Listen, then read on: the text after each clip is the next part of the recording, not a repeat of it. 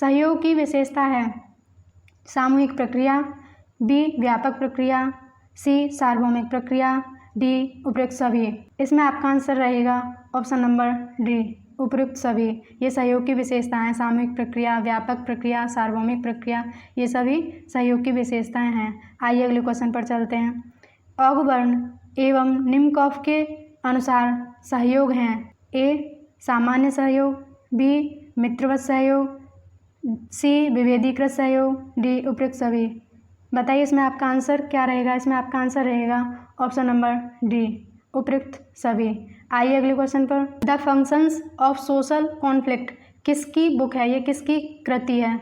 Option A Coser की, option B Terman की, option C Machiavelli की, ऑप्शन डी टी पार्सन्स की। Answer करिए।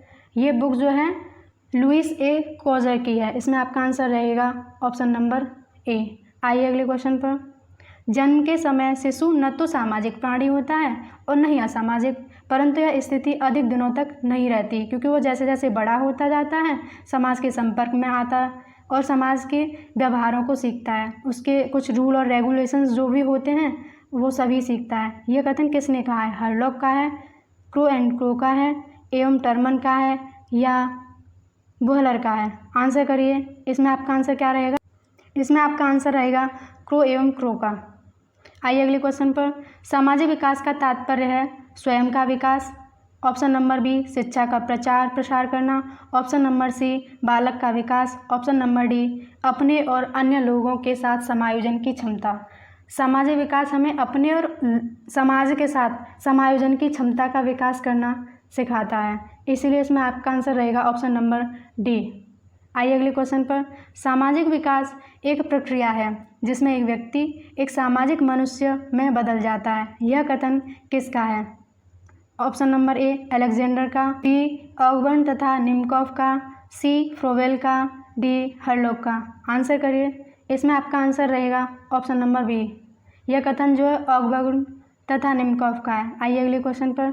सामाजिक विकास का अर्थ है वह योग्यता का अर्जन करना जिसके द्वारा सामाजिक प्रत्याशाओं के अनुरूप व्यवहार किया जाए। यह कथन किसका है।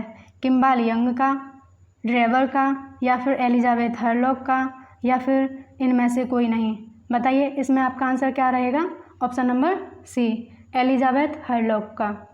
आइए अगले क्वेश्चन पर। एक बालक लगभग 3 वर्ष की अवस्था में प्राणों के साथ काम करने में आनंद की अनुभूति प्राप्त करता है। उसे अच्छा लगता है अपने से बड़ों के साथ काम करना, जैसे किसी पूजा कार्यक्रम में मदद करना। यह किस प्रकार के विकास का लक्षण है। यह किस प्रकार के विकास का लक्षण है।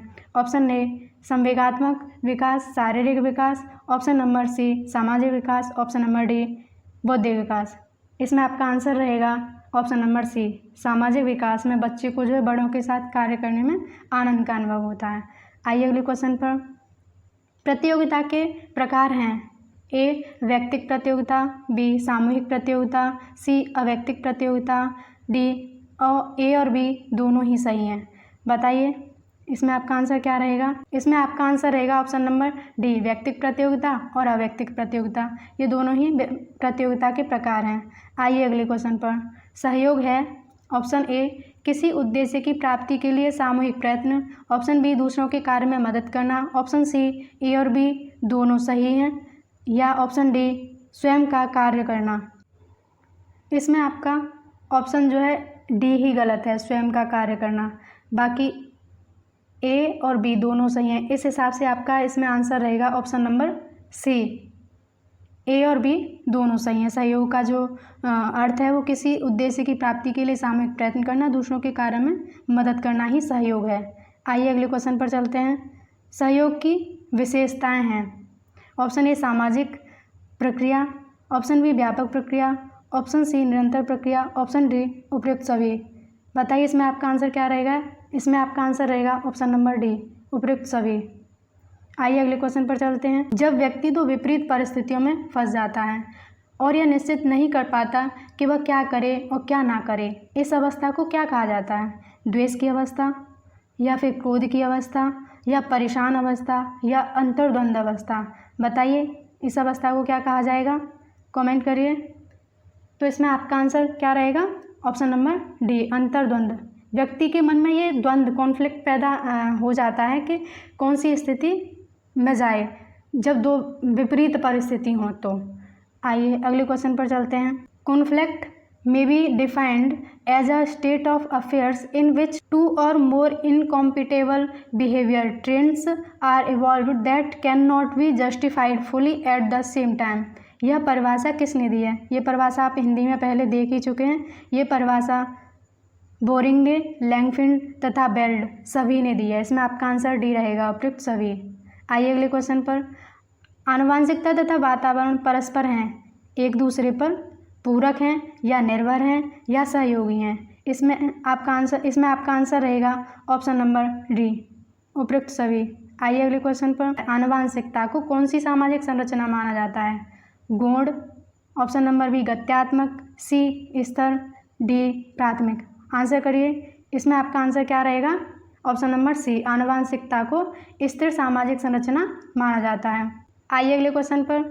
सामाजिक विकास में एसएमएस का पूर्ण नाम क्या है? बताइए एसएमएस का पूर्ण नाम क्या है? इसमें आपका आंसर रहेगा option number D, social maturity scale. इसकी शुरुआत हुई थी 2004 में। आइए अगले क्वेश्चन पर चलते हैं। एसएमएस की शुरुआत कब हुई थी? आंसर है इसका ऑप्शन नंबर डी, एसएमएस की शुरुआत जो हुई थी सोशल मैच्योरिटी स्केल की, इसकी शुरुआत 2004 में हुई थी। आइए अगले क्वेश्चन को देखते हैं। एसएमएस की शुरुआत की किसने थी?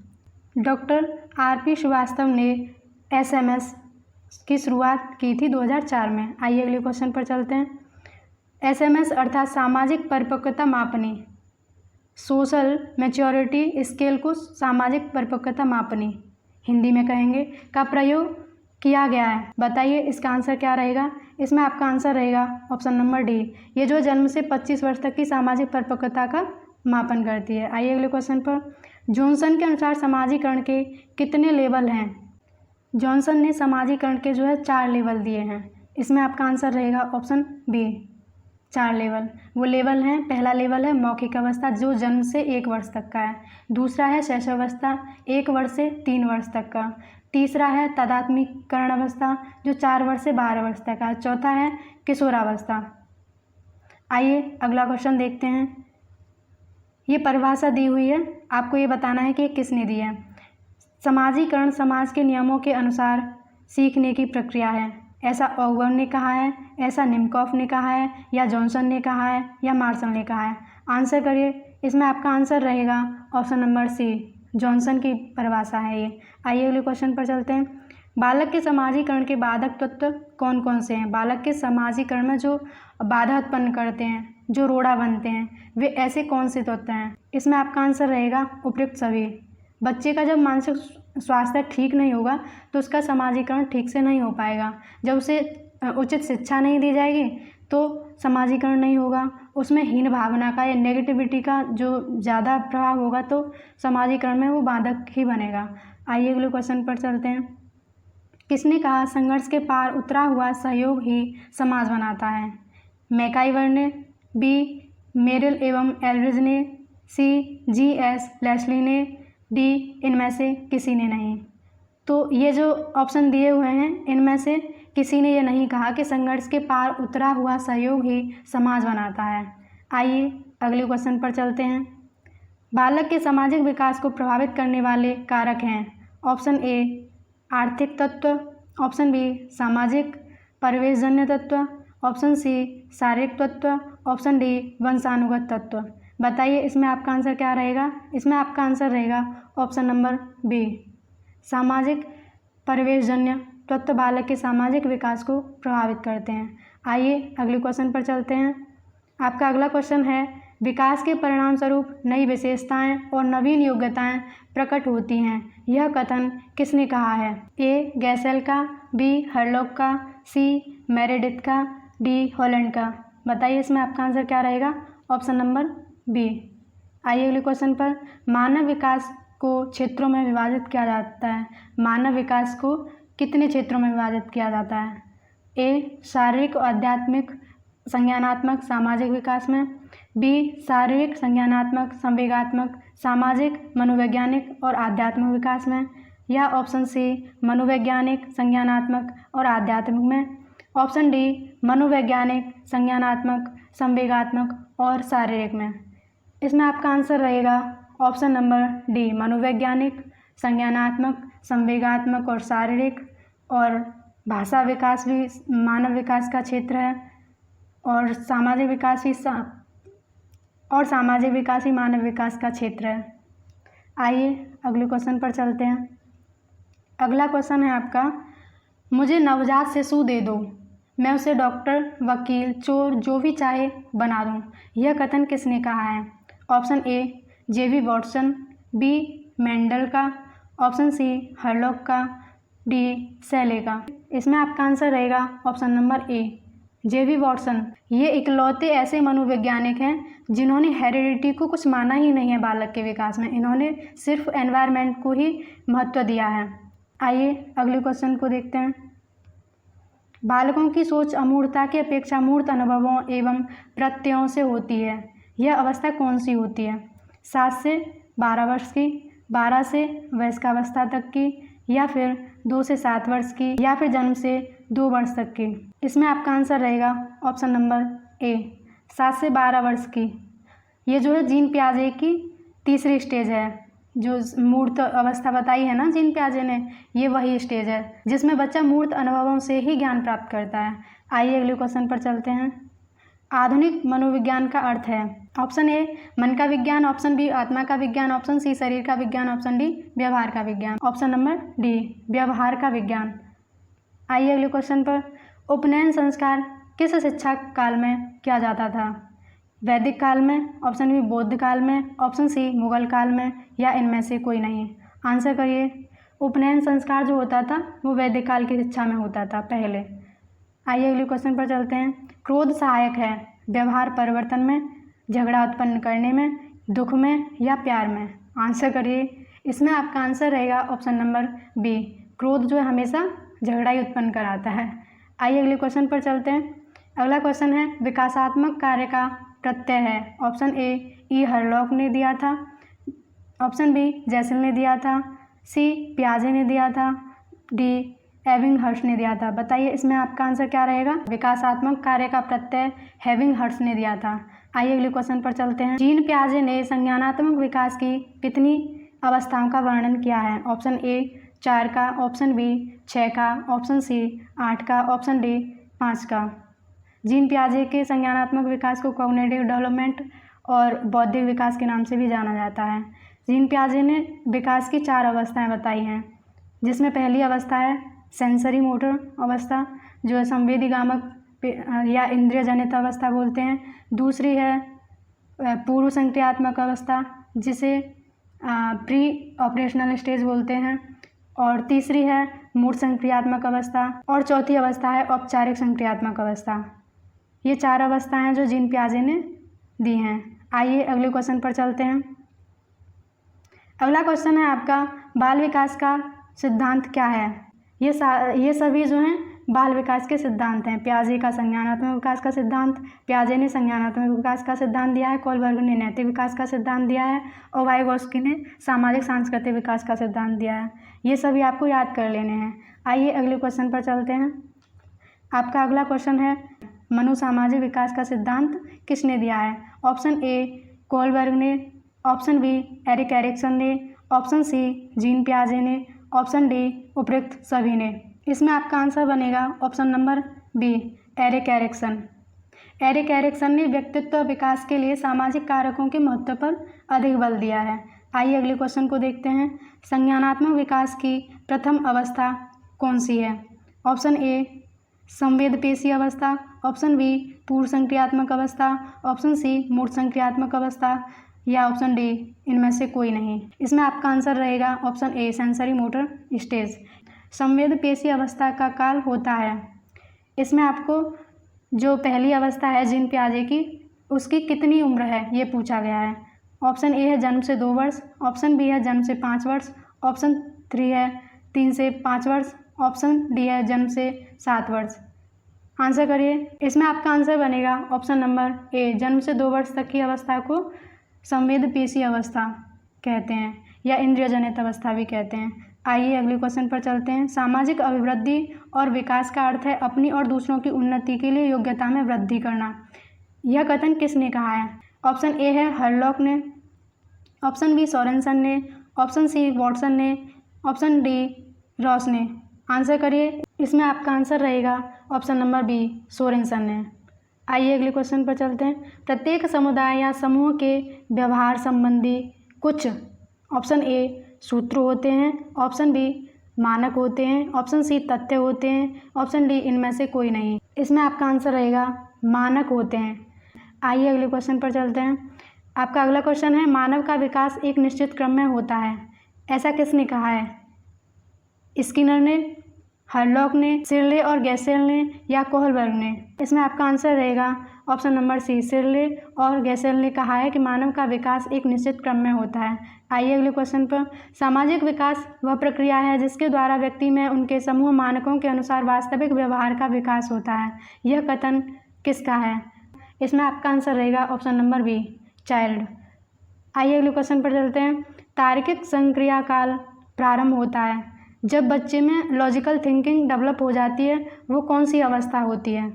ऑप्शन ए संवेदपेशीय अवस्था काल जो कि 0 से 2 वर्ष है, पूर्व संक्रियात्मक काल जो कि 2 से 6 वर्ष है, सामान्य संक्रियात्मक काल और ऑप्शन नंबर डी मूर्त क्रिया काल। इसमें आपका आंसर रहेगा ऑप्शन नंबर डी। ये जीन पियाजे की तीसरी अवस्था है जिसमें बच्चा लॉजिकल थिंकिंग करने लगता है। आइए अगले क्वेश्चन पर चलते हैं। पारिस्थितिकी परक सिद्धांत इकोलॉजिकल थ्योरी जिसकी व्याख्या बच्चे के विकास के सामाजिक संदर्भ में की गई है, यह सिद्धांत किसने दिया है? एरिक एरिक्सन ने, ब्रोन फेन ब्रेनर ने या सी हरलॉक ने, डी रॉस ने। आंसर करिए। इसमें आपका आंसर रहेगा ऑप्शन नंबर बी ब्रोन फेन ब्रेनर ने। आइए अगले क्वेश्चन पर चलते हैं। निम्नलिखित में से कौन सा परिवर्तन किशोरावस्था में होने वाले सामाजिक परिवर्तन का लक्षण नहीं है? ऑप्शन ए नया सामाजिक समूहन, दोस्तों में चयन का नया मूल, ऑप्शन सी साथियों के समूह का प्रभाव, ऑप्शन नंबर डी अनुकरण। इसमें आपका आंसर रहेगा इमिटेशन। किशोर जो है अनुकरण नहीं करता, छोटा बच्चा जो होता है वह अनुकरण करता है, वो अनुकरण के द्वारा सीखता है। बाल्यावस्था में शैशवावस्था में बच्चा अनुकरण करता है, लेकिन किशोर जब हो जाता है तो वो अनुकरण नहीं करता। आइए अगले क्वेश्चन पर चलते हैं। सामाजिक विकास और सामाजिक अनुरूपता में कैसा संबंध है? पूरक संबंध है, धनात्मक संबंध है या ऋणात्मक संबंध है या कोई भी संबंध नहीं है? ऑप्शन नंबर बी धनात्मक संबंध है। आइए अगले क्वेश्चन पर। पराश्रितता पाई जाती है। पराश्रितता मतलब कि डिपेंडेंट जो बालक होता है वो कौन सी अवस्था में होता है? ऑप्शन ए 1 वर्ष में, ऑप्शन बी 0 से 2 वर्ष में, ऑप्शन सी शैशवावस्था में, ऑप्शन डी 6 वर्ष में। इसमें आपका आंसर रहेगा ऑप्शन नंबर बी। 2 वर्ष तक का बालक जो है खुद से कोई काम नहीं कर सकता, वह अपने काम के लिए अपनी मम्मा पर ही निर्भर रहता है। आइए अगले क्वेश्चन पर चलते हैं। RSMS का प्रतिपादन किसने किया है? SN झा ने, बी डॉक्टर नलिनी राव ने, सी आयमन ने, डी डॉक्टर रोडी ने। आंसर करिए। इसमें आपका आंसर रहेगा option B doctor Nalini Rao ने RSMS का प्रतिपादन किया है। अगर RSMS के बारे में आप कुछ भी जानते हैं तो कमेंट बॉक्स में कमेंट जरूर कीजिएगा। आइए अगले क्वेश्चन पर चलते हैं। मनोविश्लेषणवादी सिद्धांत का प्रतिपादन किसने किया है? ए बंडूरा ने, बी सिगमंड फ्रॉयड ने, सी हिनबर्गन ने, डी विल्सन ने। आंसर करिए। इसमें आपका आंसर रहेगा Sigmund Freud, option number B. आइए अगले क्वेश्चन पर। संज्ञानात्मक विकास का सिद्धांत किसने दिया है?